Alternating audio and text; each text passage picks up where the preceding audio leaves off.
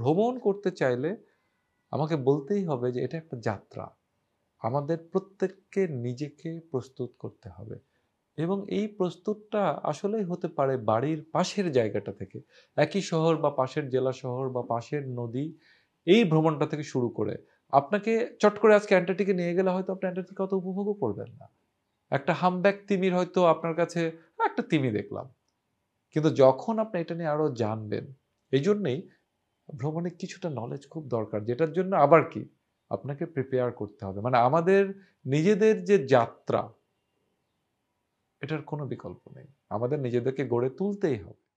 জীবনে আপনি সবকিছু করতে পারবেন না। কেউই পারবে না। সবচেয়ে যে আমাদের ভাষায় যে সফলতম লেখক বা বিজ্ঞানী বা সফলতম মানুষ, তাদেরও বিশাল, বিশাল সব অপূর্ণতা থাকবে।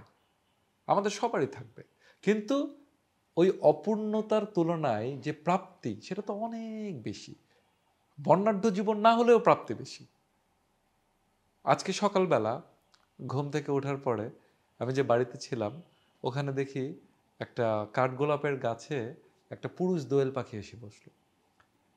চকচকে কালো, কারণ তখনও কুয়াশা পড়েছে, তার সে ভিজে আছে, নিচে সাদা ডানা। ওটাকে দেখে আমার মনে পড়লো জীবনানন্দের সেই কবিতাটা, কতদিন দেখিনি হা ভোরের দোয়েল পাখি।